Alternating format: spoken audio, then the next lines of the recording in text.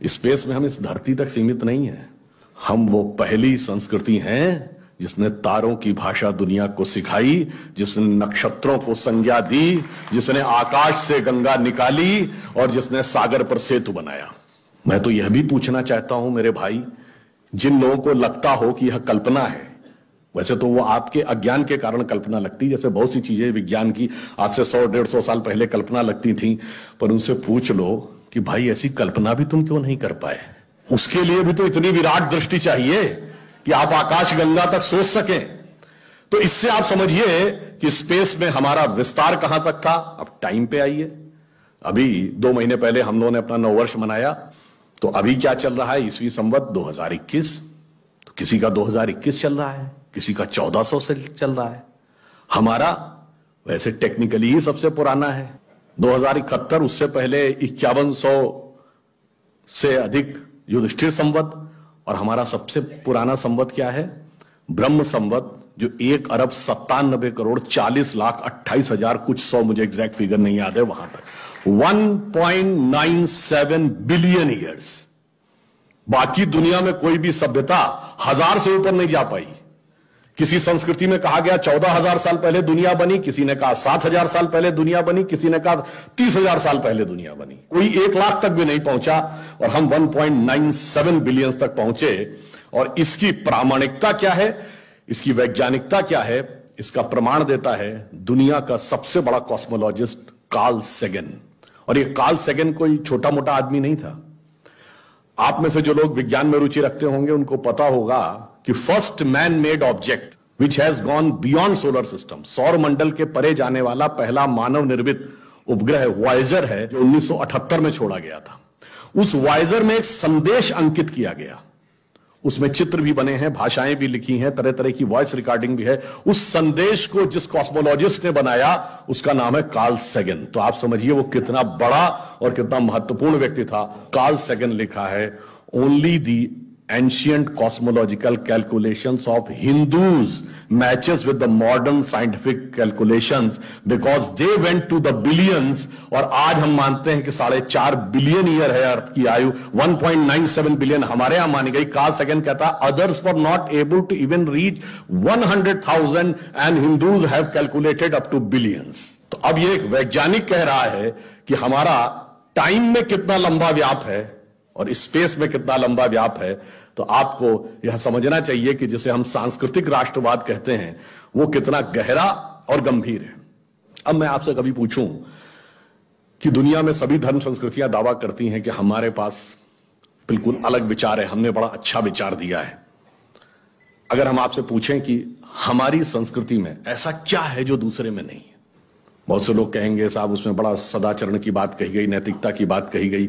तो लोग कहेंगे ठीक है भाई, दूसरी जगह भी कही गई, शायद कोई फॉलो करता है या नहीं करता। पर मैं अगर आपसे पूछूं कि वो चीज बताइए जो हमारे यहां लिखी और दूसरी जगह लिखी ही नहीं, वो क्या है? आप सबने नाम सुना होगा, Vedic mathematics. Have you ever heard of mathematics as a part of religious text? ये सिर्फ हमारे यहां है। गणित धार्मिक पुस्तक का हिस्सा है। Ayurveda medical science, it is globally accepted as a structured medical science, by name itself is a part of Vedas।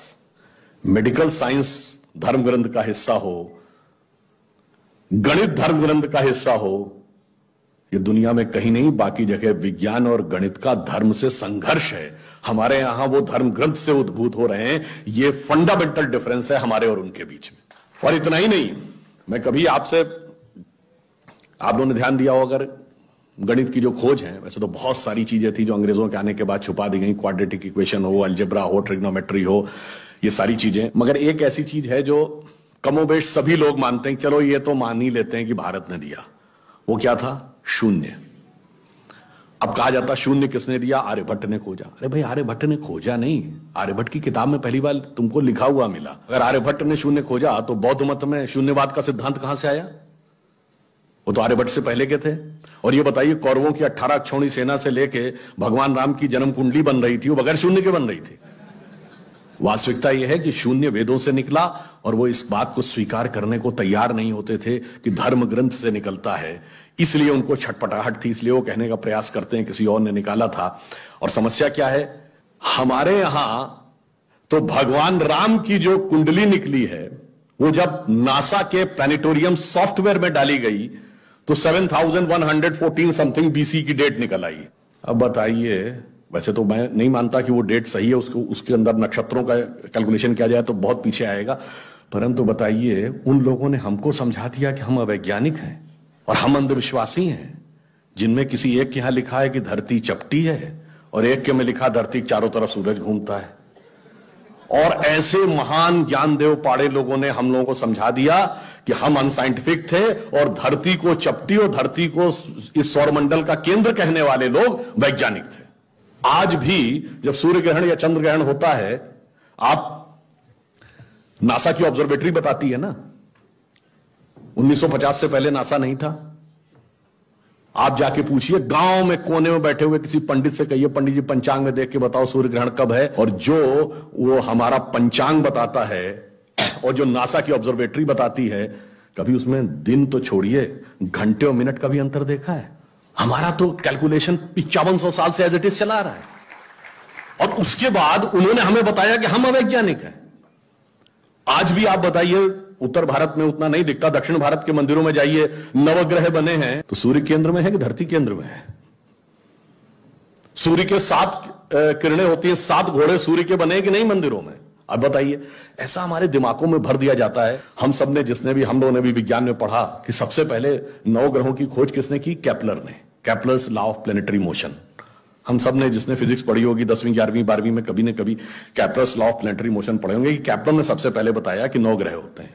अब ये बताइए, इधर जब हम पूजा करते हैं तो पंडित जी हाथ में जल ले क्या बोलते हैं? ब्रह्मा मुरारी त्रिपुरांतकारी भानु शशि भूमि सुतो बुधश्च और गुरुश्च शुक्र शनि राहु केतु सर्वे ग्रहा शांति करो भवन्तु। अब ये 9 ग्रहों के नाम केपलर बताए थे कि पंडित जी बताए हैं, और हजारों साल से बता रहे हैं।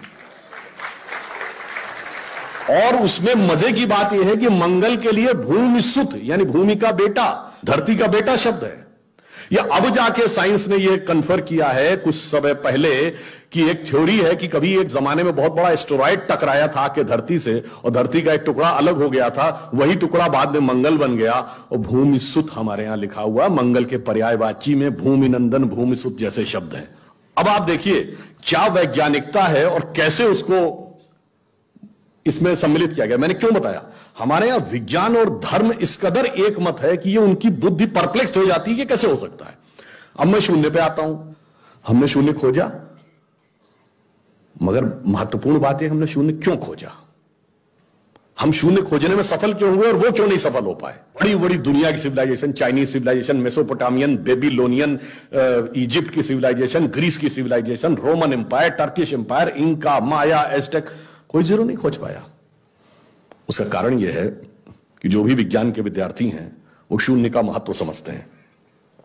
किसी संख्या को आप जितने से डिवाइड करते हैं, x डिवाइडेड बाई n, उसका रिजल्टेंट होता है। जैसे आप n की वैल्यू कम करते चले जाते हैं, रिजल्टेंट बढ़ता जाता है। यानी किसी संख्या को x बटे 20 से x बटे 10 का मान ज्यादा होगा, x बटे 5 उससे ज्यादा होगा, x बटे 4, 3, 2, और जब x डिवाइडेड बाई 1 होगा तो क्या होगा? x हो जाएगा। इसका मीनिंग जानते क्या है? अब मैं आपको बताता हूं ये किस ढंग से हमारे व्यवहारिक जीवन और चेतना का हिस्सा था। आप लोग कभी ये सोचिए कि आपको जीवन में क्या अच्छा लगता है और अच्छा लगना क्या है। मैं बिल्कुल साइंटिफिक एक्सप्लेनेशन की बात कर रहा हूं। Happiness is considered to be an energized state of mind. जब आप खुश होते हैं तो आप ऊर्जा महसूस करते हैं अपने मन में, मस्तिष्क में।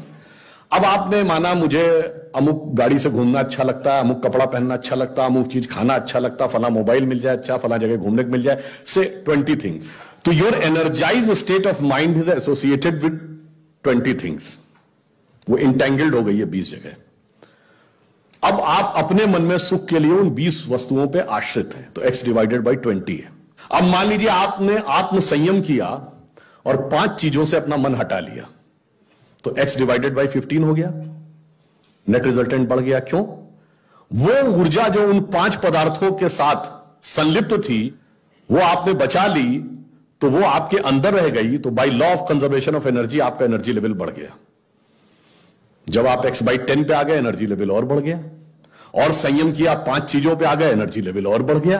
अब इसके आगे की यात्रा जो 5 चीजें हैं, उसके आगे की यात्रा x/5 के ऊपर की यात्रा थोड़ी कठिन चुनौतीपूर्ण है। यह सिर्फ सन्यासी कर पाते हैं। 5 चीजें क्या हैं? भोजन, वस्त्र, आवास, श्वास और ईगो, अस्तित्व। तो सबसे पहले क्या छोड़ते हैं? आवास। कहते हैं ना कि करतुल भिक्षा तरतुल वास।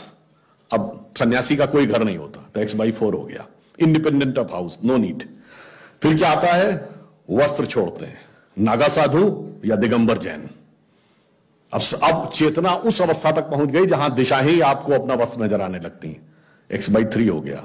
अब भोजन, अब कॉन्शियसनेस उस लेवल पे पहुंचती है जहां पर उसको ऊर्जा लेने के लिए पदार्थ की जरूरत नहीं है, वो सीधे कॉस्मिक एंगल से एनर्जी ले सकती है। जैसे आपने सुना होगा, बहुत से ऐसे महात्मा होते हैं महीनों महीनों तक नहीं खाते। वो एक स्टेज आती है जब आप उस अवस्था में पहुंच जाते हैं कि आप सीधे कॉस्मिक एनर्जी को ग्रहण करने की स्थिति में आ जाते हैं, आपको मटेरियल एनर्जी की जरूरत नहीं। तो x/2 हो गया।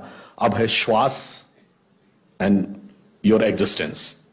जब तक मेरी सांस चल रही है तब तक मैं हूं, पर जिस क्षण आप श्वास को भी नियंत्रण करने की क्षमता प्राप्त कर लेते हैं, your consciousness become independent of your breathing. मैं चाहूंगा तो मेरी सांस चलेगी, जब नहीं चाहूंगा तो सांस नहीं चलेगी, फिर चाहूंगा तो सांस चलने लगेगी। यह अवस्था होती है समाधि की अवस्था। तो आप x/1, तो x/1 is equal to x। अब आपने आत्म स्वरूप का साक्षात्कार कर लिया, परंतु एक चीज रह गई, मेरा एग्जिस्टेंस, मैं एक एंटिटी हूं, मैं एक व्यक्ति हूं, मैं एक पुरुष हूं, मेरा नाम है, वो तो है ना। जिस क्षण आप अपने कॉन्शियसनेस को अपने एग्जिस्टेंस से इंडिपेंडेंट कर लेते हैं, तो n की वैल्यू क्या हो गई? 0। तो x/0 is equal to infinity. तो अनंत की यात्रा शून्य से होकर जाती है, और हम अनंत खोज रहे थे, इसलिए हम शून्य को खोजने में सफल हुए। यह मूल कारण है कि हम भारतीय शून्य को क्यों खोज पाए।